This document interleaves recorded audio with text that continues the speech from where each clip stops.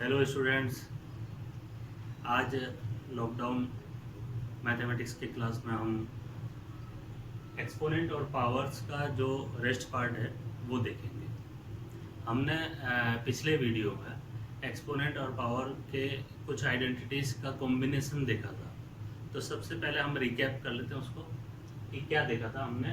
कि product of powers हमने देखा था कि प्रोडक्ट कोई है, प्रोडक्ट का जो पावर्स होता है उसका हम सिंप्लीफाई कैसे करेंगे। उसमें हमने कई एग्जांपल्स लिए थे और फर्स्ट हमने लिया था A to the power m into A to the power n। ये आइडेंटिटी क्या दिखाती है कि जो बेस है वो बेस सेम है। मैं रिकैप कर रहा हूँ, थोड़ा फास्टली चलूँगा।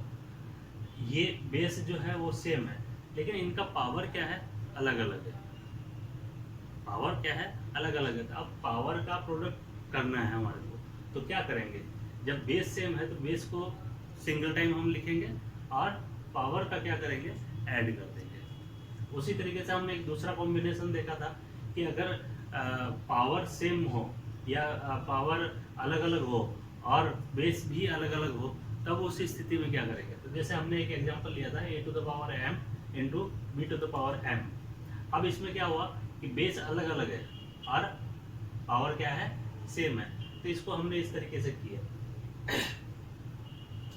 हमने ये भी देखा था कि अगर a to the power m हो और b to the power n हो तो इसका हम सिंप्लीफाई कैसे करेंगे। इसी तरीके से आज जो हम आइडेंटिटी देखेंगे वो देखेंगे पावर्स ऑफ पावर, यानी कि पावर का भी पावर। अब इसको इस आइडेंटिटी को लिखने के लिए हम लोगों ने वही सेम रूल अपनाया है। ए एक हमने बेस डिजिट ले ली है, ए बेस है और इसका पावर है m है। ए एक बेस है, उसका पावर क्या है, m है, और इसका पूरा होल पावर जो है वो है n। यानी कि इसको हम पढ़ेंगे a to the power m to the power whole power n। इस तरीके से पढ़ेंगे। तो अब इसका क्या सिंप्लीफाई कैसे करेंगे, इसको हम सिंप्लीफाई कैसे करेंगे। तो ये होता है a to the power m into n, यानी कि पावर का भी पावर है।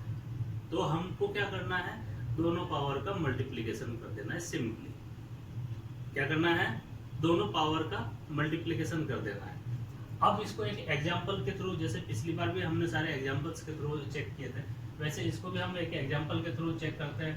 सपोज करते हैं कि यहाँ हम मान लेते हैं कि a equal to 2, a equal to 2, और जो इसका पावर है m इक्वल टू भी 2, और n का मतलब हो गया n इक्वल टू 3। अब ये इसको लिखेंगे, अगर क्वेश्चन के फॉर्म में लिखेंगे, क्वेश्चन फॉर्म में कैसे लिखेंगे इसको।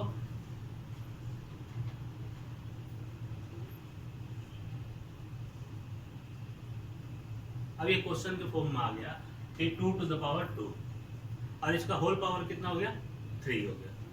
अब इसका सिंप्लीफाई कैसे करेंगे, हम इसी फार्मूले पे करेंगे कि a to the power m into n। आपको ये तो याद रखना ही पड़ेगा हमेशा, जब भी आपको इस तरीके के कोई क्वेश्चन आते हैं तो उसको सिंप्लीफाई करने के लिए और उसको सरल करने के लिए या उसको कैलकुलेशन करने के लिए, सॉल्यूशन करने के लिए आपको ये आइडेंटिटीज याद करनी पड़ेगी और इनके कॉम्बिनेशन भी आपको याद करने पड़ेंगे।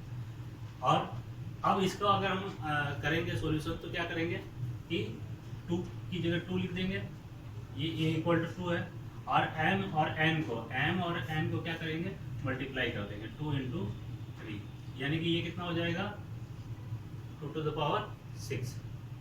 क्या हो गया, 2 टू द पावर 6 हो गया। अब इसी तरीके से कोई दूसरा एग्जांपल ले लेते हैं, हम 3 ले लेते हैं, 3 का स्क्वायर और इसका क्यूब, 3 का स्क्वायर और उसका होल क्यूब। अब इसको हम कैसे करेंगे, तो 3 की जगह 3 लिखेंगे और 2 इंटू 3 कर देंगे,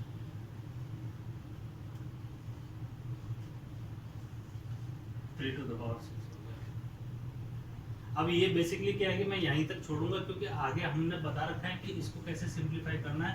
2 into 2 into 2 into 2 into 2, 6 times लिखना है और इसको 3 टाइम्स लिखना है। इसको 3 को जो है 6 टाइम्स लिखना है। जो भी पावर आएगा उतनी ही टाइम्स हम उसको मल्टीप्लाई करके और एग्जैक्ट रिजल्ट जो है हमारे को वो मिल सकता है। तो इस तरीके से अगर पावर ऑफ पावर हो, यानी कि पावर का भी पावर हो, तो हम इस तरीके से उसका सॉल्यूशन करेंगे। अब इसके बाद में हम जो देखेंगे वो डिवाइडिंग का देखेंगे। अब हम देखेंगे dividing powers with the same exponent. अगर एक्सपोनेंट सेम है तब डिवाइडिंग में हम कैसे इसको सिंप्लीफाई करेंगे, अगर कोई ऐसा क्वेश्चन आ जाता है तो। जैसे अब इसकी आइडेंटिटी हमने इस तरीके से लिखी है, a to the power m divided by b to the power m। अब इसमें क्या हुआ कि बेस अलग अलग है। अब हम इसको ऐसे भी लिख सकते हैं कि dividing powers with the different base और सेम एक्सपोनेंट, ऐसे भी लिख सकते हैं इसको। तो कई तरह की आइडेंटिटी बन सकती है और कई तरीके से आपको लिखा हुआ मिल सकता है, उससे हमको घबराना नहीं है। हमको ये देखना है कि डिफरेंट तो बेस है और आइडेंटिटी क्या है, सेम है। अब इस केस में हम इसको कैसे लिखेंगे, ब्रैकेट के अंदर a by B to the power whole m a। अब इसको एक एग्जांपल से समझते हैं। ये जो हो गया कि हमारा क्या हो गया, a divided by b to the power m। यानी कि अब एक एग्जांपल ले लेते हैं इसी में। जैसे हमने ऊपर वाला लिया था कि a इक्वल टू 2 मान लेते हैं और m इक्वल टू 2 मान लेते हैं। अब b इसमें नहीं था तो b इक्वल टू 3 मान लेते हैं। तो a equal to 2, b equal to 3, a equal to 2, b equal to 3 और m इक्वल टू 2, ऐसे हम मान लेते हैं। इसको मानते हुए एक एग्जांपल हम सेट करते हैं, क्या, a to the power m यानी कि 2 टू द पावर 2 और नीचे क्या है 3 टू द पावर 2, नीचे क्या है 3 टू द पावर 2। अब इसका हम क्या करेंगे, इसका करेंगे क्या कि ये इस फॉर्म में लिखा जाएगा 2/3 का होल स्क्वायर, 2/3 का होल स्क्वायर। अब इसको करने सिंप्लीफाई जब करेंगे तो वो इस तरीके से करेंगे। अब जितना भी पावर है उसका 2 है तो 2 टाइम्स उसको मल्टीप्लाई कर देंगे, 3 है तो 3 टाइम्स मल्टीप्लाई कर देंगे उसको। जैसे अब इसको में पावर 2 है तो 2 है तो क्या करेंगे 2/3 इंटू 2/3 ऐसे कर देंगे। अगर पावर इसका 3 है, सपोज करें 3 है, तो फिर क्या करेंगे 2/3 फिल कर देंगे। अगर इसका पावर 4 आया तो क्या करेंगे, फिर 2/3 कर देंगे। ऐसे इसके पावर के ऊपर ये डिपेंड करता है। और ये पावर आएगा कहाँ से, इसका जो m जो है वो हमारे को दिया हुआ है। नेक्स्ट हम चलते हैं, इस एग्जांपल को आप ऐसे ही जैसे मैंने अभी चेंज करके आपको बताया उसी तरीके से आप भी इसको चेंज कर सकते हैं। यहाँ पे आप 4 ले सकते हैं, यहाँ पे आप 6 ले सकते हैं। जो भी आपको एग्जांपल सेट करना हो उस एग्जांपल पे सेट करके देख सकते हैं। मेन जो चीज़ है वो है इसकी आइडेंटिटी को जो है, ये जितनी भी आइडेंटिटीज मैं लिख रहा हूँ इनको आप याद कर ले, और आपके बुक में भी है और आपको पढ़ाया भी होगा। यहाँ मैं सिर्फ आपको समझा सकता हूँ 1-2 एग्जांपल देके। अब नेक्स्ट हम देखेंगे dividing powers with the same base. अब हमने इसमें क्या किया था, बेस सेम नहीं था, बेस अलग अलग था। अब हम इसमें क्या करेंगे, सेम बेस लेंगे और पावर क्या होंगे, वो डिफरेंट होंगे। यानी कि डिफरेंट पावर्स के साथ में, डिफरेंट एक्सपोनेंट के साथ में अगर बेस सेम हो तब हम क्या करेंगे। जैसे a to the power m divided by a to the power n है। अब इसका सॉल्यूशन क्या करेंगे, हम a to the power minus n करेंगे। और ये चीज हमने पहले भी देखी है कि अगर कहीं लिखा हुआ है 1/2 द पावर -2, 1/2 द पावर -2, तो ये -2 ऊपर जब आएगा तो ये पलट जाएगा, 2 क्या हो जाएगा, ये पॉजिटिव हो जाएगा। क्या हो जाएगा, पॉजिटिव हो जाएगा। अब ये डिवाइड में है n, इसका जो पावर है वो डिवाइड में है, तो ऊपर जाएगा तब इसके साथ में क्या हो जाएगा, माइनस में हो जाएगा, क्योंकि बेस सेम है। 1 में 1 का डिवाइड आप करोगे तो कितने रिजल्ट आएगा, 1 ही आएगा। 2 में 2 का रिजल्ट दोगे, डिवाइड करोगे तो 1 ही आएगा। 3 में 3 का दोगे तो 1 ही आएगा। जब 1 ही आएगा, इसका बेस नंबर जब 1 होगा तो इसका पावर जो अगर डिवाइड में जो भी होगा वो ऊपर आके माइनस में हो जाएगा। यानी कि 1 डिवाइडेड बाई 1 करेंगे तो 1 ही होगा। तो इस तरह इसको हम एक एग्जांपल से समझते हैं। वापस आ जाता है हम इसी पे, a = 2 मान लेते हैं, तो 2/2 a डिवाइडेड बाई a है, यानी कि 2 डिवाइडेड बाई 2। अब m to the power m का हमने वैल्यू इसमें क्या लिया है, 2 लिया है, तो m ऊपर कितना लिखेंगे 2, और n का पावर लिया है हमने, वैल्यू ली है 3। अब इसको कैसे लिखेंगे, 2 की जगह 2 लिखेंगे और 2 माइनस 3 करेंगे, 2 माइनस 3 करेंगे। अब ये क्या आएगा इसका रिजल्ट, माइनस कैसे हुआ, इस आइडेंटिटी से, ये याद रखना है आपने, है ना। अब ये 2 द पावर -1 आ गया, 2 द पावर -1 आ गया। माइनस वाले मैंने पहले ही समझा रखे हैं आपको, जो ट्रीटमेंट करना है वो करना है। एक और एग्जांपल देखते हैं हम, जैसे 2 का पावर 3 है और नीचे 2 का पावर 4 है, तो अब इसको कैसे करेंगे, 2 का 2 लिखेंगे और 3 में से 4 माइनस कर देंगे, फिर आ जाएगा 2 द पावर -1। ऐसे ही और एक एग्जांपल लेंगे, 3 का पावर 4 लेंगे और नीचे 3 का पावर 2 लेंगे। अब क्या आ जाएगा, 3 4 माइनस 2 इक्वल टू 3 स्क्वायर। इस तरीके से हम डिवाइडिंग का 2 कॉम्बिनेशन हम चेक कर चुके हैं। अब तीसरा कॉम्बिनेशन जो है वो मैं आपको बताता हूँ। अब हम एक और देखते हैं, same base and same exponent. अगर बेस भी सेम है और एक्सपोनेंट भी सेम है, उस स्थिति में क्या करेंगे, जैसे हमने a लिया 2 और n लिया 3, अब इसको हम लिखेंगे a to the power n divided by a to the power n। Identity क्या है कि अगर सेम बेस हो, बेस भी सेम है और पावर भी सेम है, तब हम उस स्थिति में क्या करेंगे, तो अगर इस स्थिति में है तो इसको हम कैसे सिंप्लीफाई करेंगे, a to the power n minus n लिखा था, मैंने बताया था कि अगर डिवाइड में कोई भी पावर है तो ऊपर आएगा तो माइनस में हो जाएगा।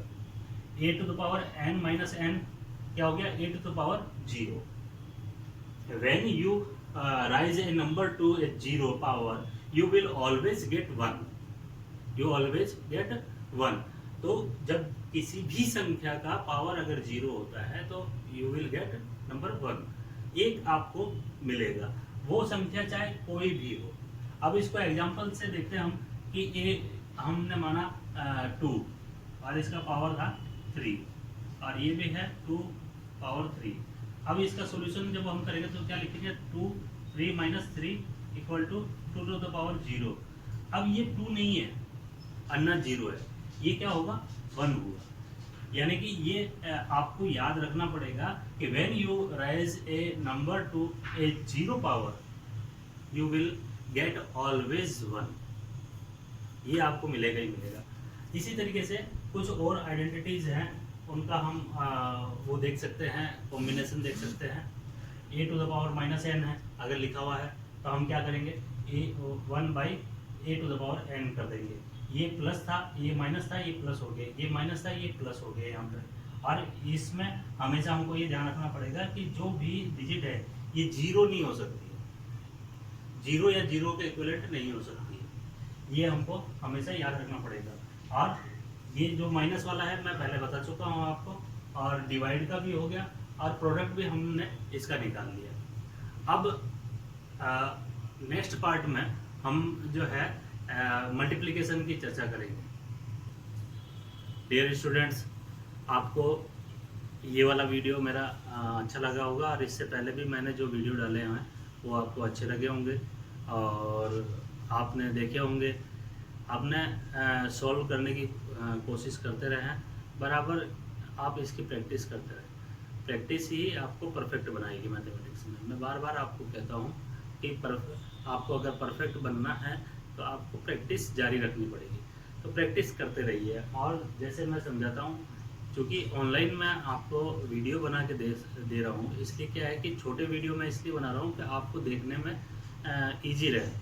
लंबे वीडियो क्या होता है कि हम मैटर भूल जाते हैं, तो पार्ट जो होते हैं वो पार्ट के हिसाब से मैं डाल रहा हूँ। अभी तक हमने एक्सपोनेंट और पावर का मैक्सिमम पार्ट हमने कवर कर लिया। थोड़ा बहुत जो जनरल कुछ इसकी आइडेंटिटीज वगैरह हैं वो हम एक छोटा सा वीडियो और मैं बना के और आपको इसके साथ में दूंगा, और आप तब उसमें हम कुछ एग्जांपल्स और ज़्यादा सॉल्व करेंगे।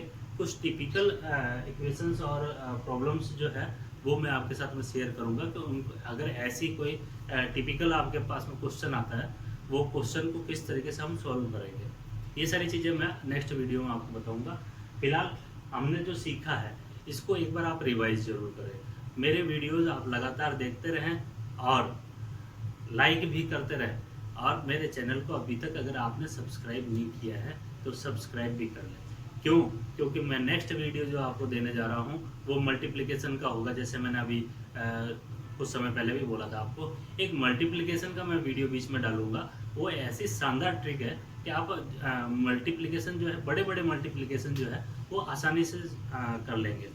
जैसे मेरे आपने गोलगप्पा ट्रिक्स देखी होगी, तो गोलगप्पा ट्रिक्स में मैंने आपको स्क्वायर करना बताया था कि बड़ी बड़ी संख्याओं का स्क्वायर अगर 1 से लेकर 1000 तक की कोई आपको डिजिट मिल जाए, संख्या मिल जाए, और उसका अगर स्क्वायर करना हो तो वो स्क्वायर कैसे करेंगे, फटाफट कैसे करेंगे, सेकंडों में। ऐसे नहीं कि भाई लिख लिया कि 28 को 28 से मल्टीप्लाई करना है, 28 लिख लिया, फिर 28 लिख लिया, फिर उसको मल्टीप्लाई करते चले गए, उसमें बहुत टाइम लगता है।